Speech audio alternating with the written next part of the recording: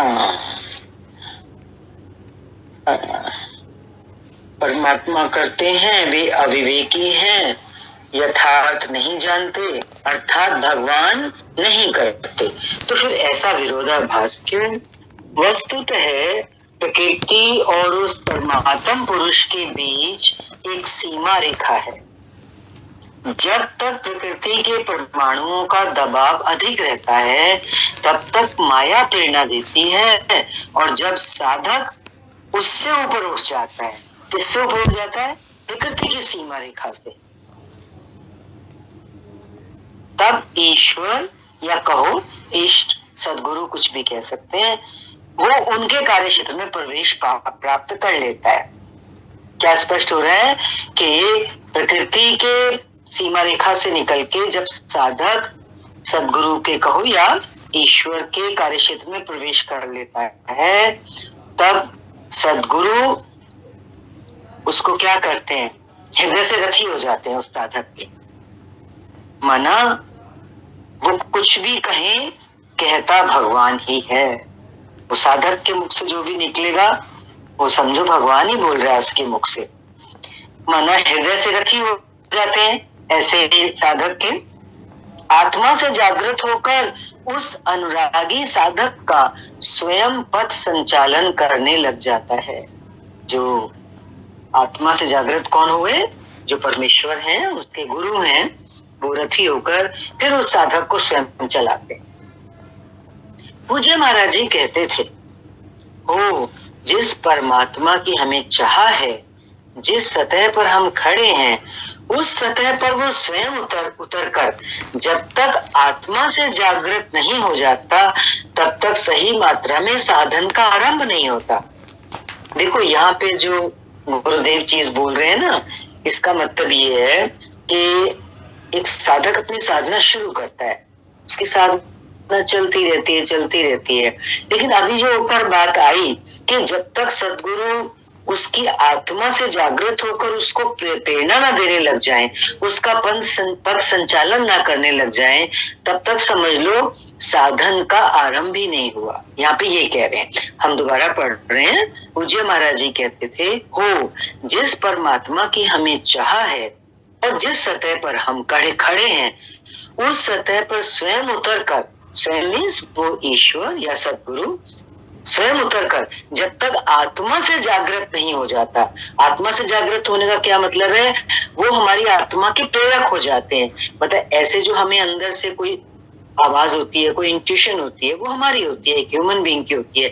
लेकिन जब सदगुरु प्रवेश कर जाते हैं अंदर में प्रेरक के रूप में, तो यहाँ पे महापुरुष कह रहे हैं कि समझो तभी सही मात्रा में साधन आरंभ हुआ।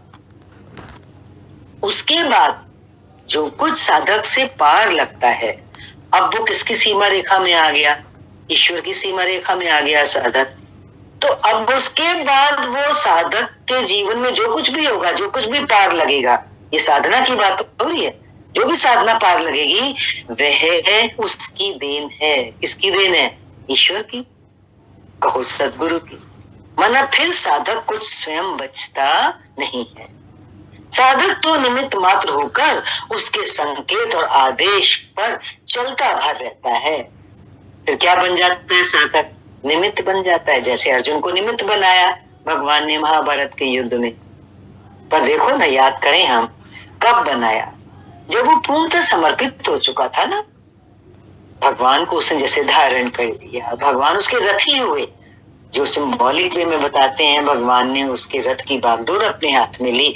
तो ये पॉइंट यहाँ पे भी वही चीज क्लियर हो रही है ना, हर साधक के लिए अब यहाँ पता चल रहा है कि जब गुरु हमारे शरीर रूपी रथ की बागडोर अपने हाथ में ले लेते हैं, तो फिर साधक तो निमित्त मात्र बचता है, और निमित्त होकर के फिर वो अंदर से उसको अपने ईश्वर के कहो, गुरु के कहो, संकेत मिलते हैं, अंदर से आदेश मिलते हैं। वो तो बस उन पर चलता भर है, जैसे कोई कठपुतली हो, कोई खिलौना हो। साधक की विजय उसकी देन है। किसी भी क्षेत्र में साधक कहीं विजयी नजर आता है, किसी अपने विकार पर, किसी परिस्थिति पर, किसी भी चीज पर, तो वो फिर उसकी अपनी कोई बात नहीं है। ये उसका फिर साधक का अपना परिश्रम या ये उसको कोई टाइटल नहीं है, फिर तो समझ लो ये भी हर प्राप्ति उसकी, साधक की इस स्थिति में पहुंचकर उस साधक की हर उपलब्धि परमात्मा की ही देन है। ऐसे अनुरागी के लिए ईश्वर अपनी दृष्टि से देखता है, दिखाता है और अपने स्वरूप तक पहुंचाता है। बस जरूरत तो अनुरागी होने तक की है। हृदय अनुरागी अगर हो जाए तो फिर ईश्वर, ऐसे अनुरागी के लिए ईश्वर अपनी दृष्टि से देखता है, उसको दिखाता है।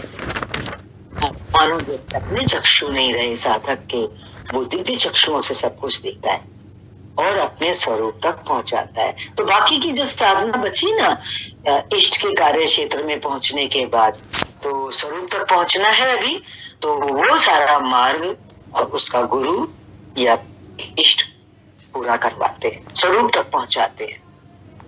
यही श्री कृष्ण कहते हैं कि मेरे द्वारा मारे हुए इन बैरियों को मार।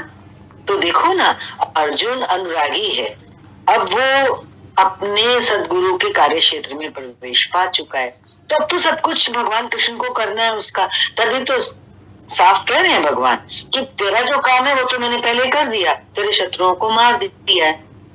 समझ आनी चाहिए हमको ये बात कि सच्चा समर्पण क्या है और उसका परिणाम क्या है, कि सब कुछ परमात्मा खुद देखते हैं, दिखाते हैं, स्वयं करते हैं, लेकिन साधक को निमित्त जरूर बनाते हैं। जैसे भगवान कृष्ण यहाँ अर्जुन को कह रहे हैं, मेरे द्वारा इन मारे हुए को, बैरियों को तो मार, फिर भी कह रहे हैं मार, मना कर्म तो करना है ना, निमित्त तो बनना है ना, रोल तो प्ले करना है। निश्चय ही तुम्हारी विजय होगी, मैं जो खड़ा हूं, है ना। फिर तो वहां तक पहुंचने के बाद तो फिर साधक का जीवन बहुत हल्का हो जाता है, क्योंकि एक तो गुरु कह रहे हैं कि विजय भी निश्चित है तेरी, और इसलिए कि मैं जो खड़ा हूं, कर तो मैं ही रहा हूं ना, तो भगवान की कहो या सदगुरु की कहो तो कभी हार हो ही नहीं सकती। संजय उवाच एतत् श्रुत्वा वचनं केशवस्य कृताञ्जलिर्वेपमानः किरीटी नमस्कृत्वा भूयेवाह कृष्णं सगद्गदं भीतः प्रणम्य। संजय बोला, जो कुछ अर्जुन ने देखा, अभी संजय जो बोला ये बाद में आएगा, कुछ बता रहे हैं यहाँ पर, जो कुछ अर्जुन ने देखा ठीक वैसा ही संजय ने देखा है। अज्ञान से आच्छादित मन ही अंधा धृतराष्ट्र है, लेकिन ऐसा मन भी संयम के माध्यम से भली प्रकार देखता है, सुनता है और समझता है। देखो, मन तो अज्ञान से आच्छादित मीन्स ढका हुआ है ही, जैसे धृतराष्ट्र को यहाँ अंधा बताते हैं ना, लेकिन वही मन अगर संयमित हो जाए, जैसे संजय को यहाँ प्रतीकात्मक रूप से लिया है कि मन के पास वो चक्षु थे, दिव्य चक्षु, जिनसे वो देख करके सारा हाल वृतांत युद्ध का धृतराष्ट्र को सुनाते हैं। तो बोला ना कि यदि मन संयमित हो जाए तो संयमित मन के माध्यम से वही मन देखता है, सुनता है और समझता है।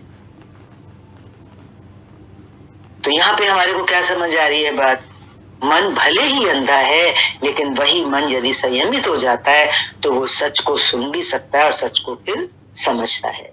तो संजय बोला, केशव के इन मीन्स जो उपर्युक्त पहले वाले श्लोक में वचन आए, वचनों को सुनकर वो बहुत तो ऊपर आश्वासन दिया ना भी पहले वाले श्लोक में कि तू खड़ा भर हो जा, तेरी निश्चित विजय है क्योंकि मैं तेरे साथ हूँ।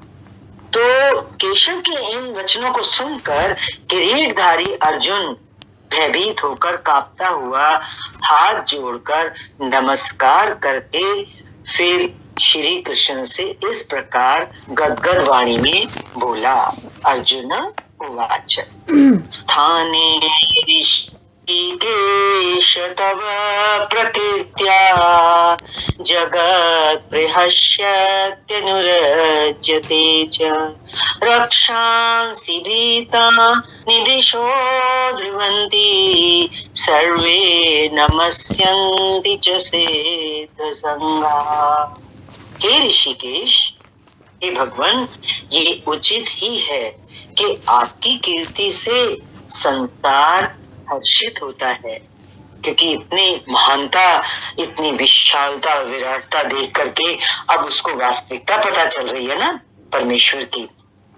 तो वो कह रहा है ये बात बिल्कुल उचित है कि संसार आपकी कीर्ति, आपकी इतनी महिमा जो होती है कोने कोने में, तो और संसार हर्षित होता है आपकी महिमा को करके और अनुराग को प्राप्त होता है, तो ये तो बिल्कुल उचित है। आपकी ही महिमा से भयभीत हुए राक्षस दिशाओं में भागते हैं। परमात्मा की डरी से तो देखो आसुरी लोग जो होते हैं वो डरते हैं, इधर उधर छुपते हैं, भागते हैं। पापी लोग जो होते हैं, है ना, भगवान का कहीं ना कहीं कोई डर उनके अंदर भी होता है। तो वो जब विराट रूप दिखाया तो राक्षसों को भयभीत होते हुए दिखाया था ना उसमें, तो यही वो बोल रहा है कि आपकी ही महिमा से भयभीत हुए राक्षस दिशाओं में भागते हैं और सब सिद्ध गणों के समुदाय आपकी महिमा को देखकर नमस्कार करते हैं। जितने भी पुण्यात्माएं हैं, महर्षि हैं, सिद्धगण हैं, वे सब के सब उनके समूह जो है हाथ जोड़े आपकी इस महिमा को देखकर नमस्कार कर रहे हैं, प्रणाम कर रहे हैं।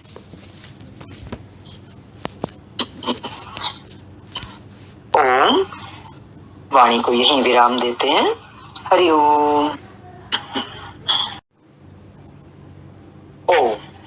पंछी विभूषित करा नवनीरदाभा पीतांबराधरुण बिंब फलाधरोष्ठा पूर्णेन्दु सुंदर मुखा दरविंद नेत्रात् कृष्णात् परं किमपि तत्त्वमहं न जाने।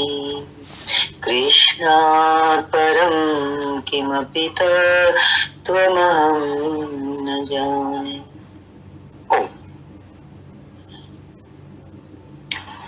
श्रीमद् भगवत गीता 11 अध्याय श्लोक नंबर 37 से आरंभ करेंगे।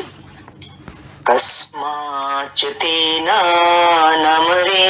महात्मन् गरीयसे ब्रह्मणोऽप्यादिकर्त्रे अनन्तदेवेश जगन्निवास त्वमक्षरं सत्तत्परं यत्।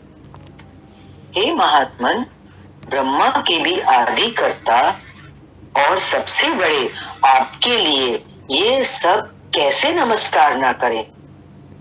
कहने का क्या तात्पर्य अर्जुन का कि ये तो नमस्कार करें ही करें, आपकी तो महानता इतनी व्यापक है। क्योंकि हे अनंत, आपका स्वरूप कैसा है जिसका कोई आदि नहीं, कोई अंत नहीं। हे अनंत, हे देवेश, देवों के भी देव, देवों के भी ईश्वर, हे जगन निवास, पूरे जगत में निवास करने वाला, आप में ही व्याप्त, आप ही व्याप्त हैं इस जगत में और सारा जगत आप में है। सत असत और उनसे भी परे अक्षर अर्थात अक्षय स्वरूप आप ही हैं। इस जगत में जो सत है, जो असत है और सत असत से परे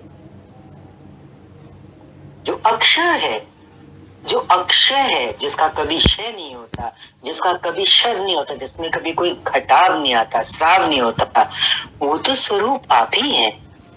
अर्जुन ने अक्षय स्वरूप का प्रत्यक्ष दर्शन किया था। कितना भाग्यशाली है अर्जुन, देखो अक्षय स्वरूप का दर्शन कर रहा है जो सत और असत से परे है। केवल बौद्धिक स्तर पर कल्पना करने या मान लेने मात्र से कोई ऐसी स्थिति नहीं मिलती जो अक्षय हो। ये अक्षय स्वरूप का दर्शन जो है, ये ज्ञान सुन लें, शास्त्र पढ़ लें, कितना भी कुछ कर लें, बौद्धिक स्तर तक हम जान पाते हैं उसको, इस अक्षय स्वरूप को। बौद्धिक स्तर पर जान लेने पर वो कह रहे हैं खाली कल्पना कर लेने मात्र से ऐसी स्थिति नहीं मिलती जो अर्जुन को मिली, संजय को मिली। अर्जुन का प्रत्यक्ष दर्शन उसकी आंतरिक अनुभूति है। अब यहाँ जब सद्गुरु कह रहे हैं कि अर्जुन का ये जो प्रत्यक्ष दर्शन है, यहाँ तो हमें दर्शाया जा रहा है ना कि उसको दिव्य चक्षु दिए हैं, वो साक्षात भगवान के स्वरूप के प्रत्यक्ष दर्शन करा रहे किए हैं उसने। लेकिन यहाँ क्या बोल रहे हैं सद्गुरु कि अर्जुन का ये प्रत्यक्ष दर्शन उसकी आंतरिक अनुभूति है। तो क्या हुआ, ये दर्शन कहाँ हुआ? हर साधक, हर जीव के लिए जब वो इस रास्ते पर चलता है और पहुंचता है, आखिर तक पहुंचेगा, तो ये अनुभूति उसको कहाँ होगी? अंदर ही तो होगी। कोई सोचे कि जैसे अर्जुन को भगवान ने दर्शन दिया, उसको विराट रूप का दर्शन हुआ, ऐसा दर्शन हो। तो ये दो शब्द हर साधक के लिए हैं, गीता पढ़ने वालों के लिए, कि कहीं कोई भ्रम ऐसा ना हो जाए। आंतरिक अनुभूति, ये अर्जुन की आंतरिक अनुभूति है। उसने सविनय कहा, विनय सहित अर्जुन बोल रहे हैं अगले श्लोक में।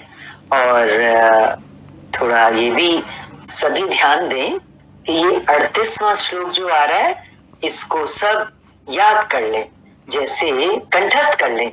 जैसे दूसरे अध्याय में वो कार्पण्य दोषों वाला याद करवाया था ना, ये श्लोक भी याद करना जरूरी है, क्योंकि यहाँ पर परमात्मा का सनातन पुरुष रूप दर्शाया जा रहा है इसमें।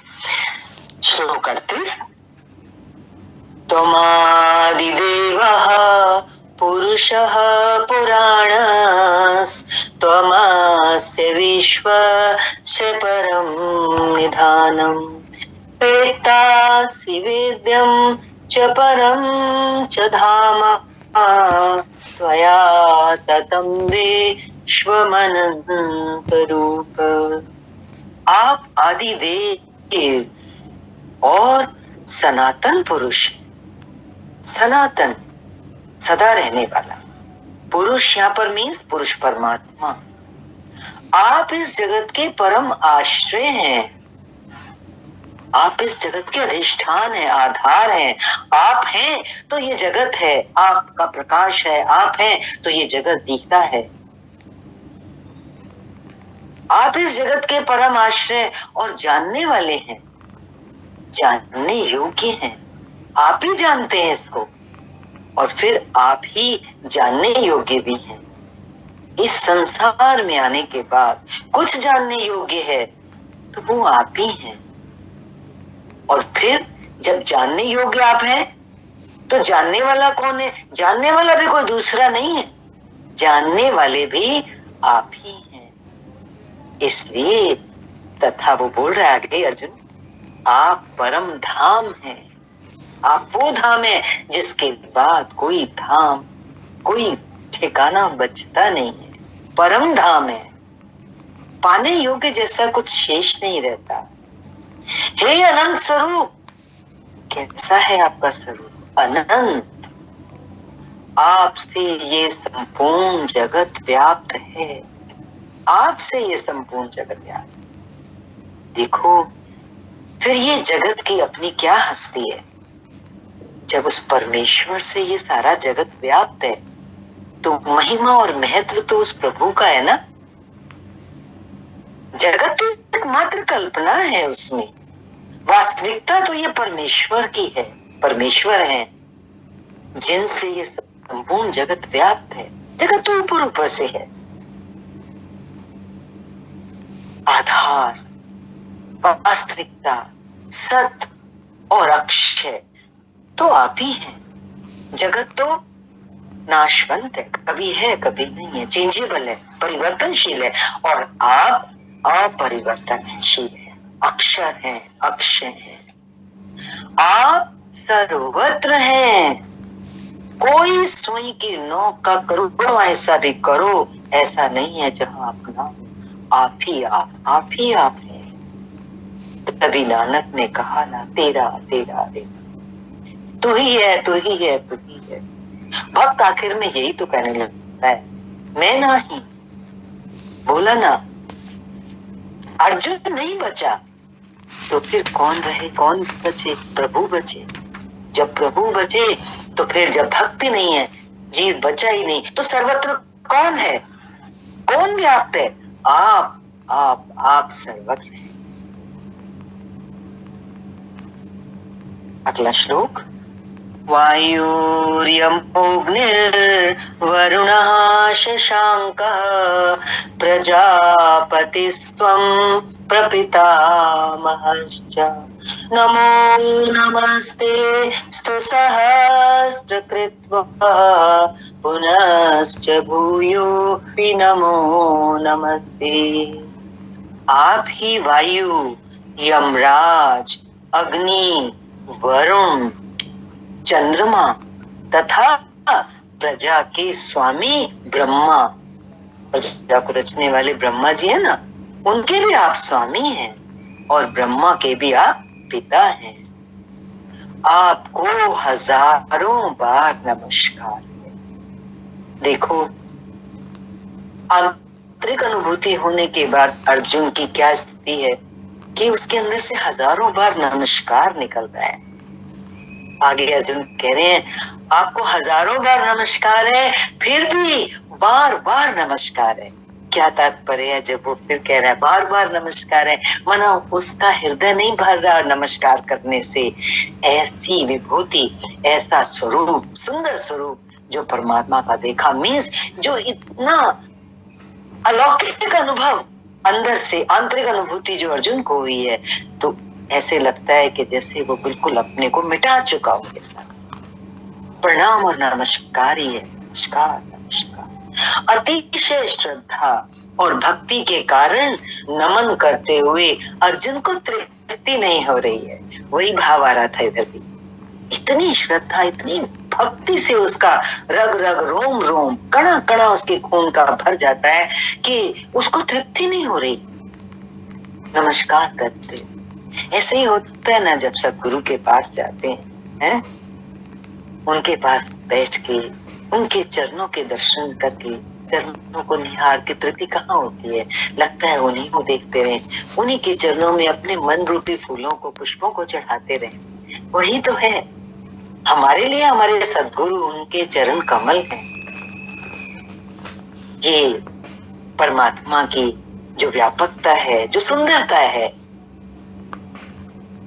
आगे अर्जुन कहते हैं, नमः पुरस्तादथ पृष्ठतस्ते नमोस्तुते सर्वत एव सर्व अनंत वीर्यामित विक्रमस्त्वं सर्वं समाप्नोषि ततोऽसि सर्वः। हे अत्यंत सामर्थ्य वाले, कैसी सामर्थ्य है हमारे प्रभु की, अत्यंत, कोई अंत ही नहीं। आपको आगे से और पीछे से भी नमस्कार हो। देखो, ये तो आज हमारे लिए भी है। हम सुबह शाम दोपहर, आठों पहर, 24 घंटे, हर घड़ी भी उन प्रभु को नमस्कार करें तो कम है, करते ही रहें।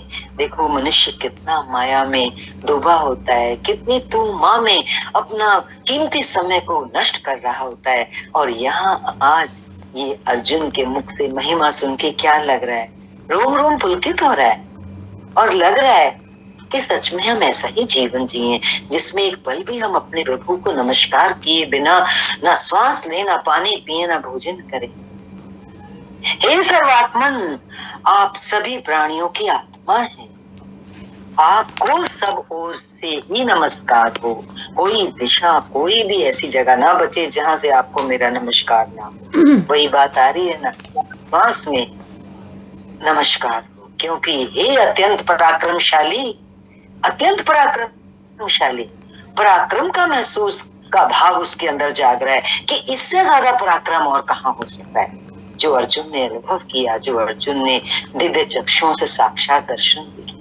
हे अत्यंत पराक्रमशाली, आप सब ओर से संसार को व्याप्त किए हुए हैं। आपकी छोटी उंगली की चीच में ये सारा संसार व्याप्त है, इसलिए आप ही सर्वरूप और सर्वत्र हैं। जितने भी नाम रूप, जो कुछ भी जड़ चेतन हम सर्वत्र देख रहे हैं, वो कौन है? वो तो सिर्फ और सिर्फ आप हैं, क्योंकि आप संसार को व्याप्त किए हुए हैं। तो जो भी सब कुछ सर्वत्र हम सारे रूप देखते हैं, वो कौन है? इसलिए वो आप ही सर्वरूप और सर्वत्र हैं, ऐसा अर्जुन कह रहे हैं। इस प्रकार अब देखो, यहाँ हम सृष्टि और जड़ चेतन जगत में भी जो कुछ देखते हैं, उसको भी तो हमारा बार बार नमस्कार होवे ना, क्योंकि उसको व्याप्त करके कौन बैठा है? हमारी प्रभु।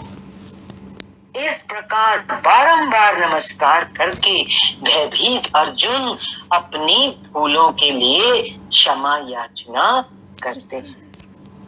वास्तविकता देख ली ना, तो अब उनको लग रहा है कि अरे, मैं तो क्या समझता था भगवान श्री कृष्ण जी को, और ये तो रूप, जो सच्चा रूप था, सतरूप था, ये तो मेरे सामने आ जाया। तो गिड़गिड़ाता है उनके सामने, सखेति मत्वा प्रसभं यदुक्तम्, हे कृष्ण हे यादव हे सखेति, अजानता मही मानं तवेदं, मया प्रमादात् प्रणयेन वापि।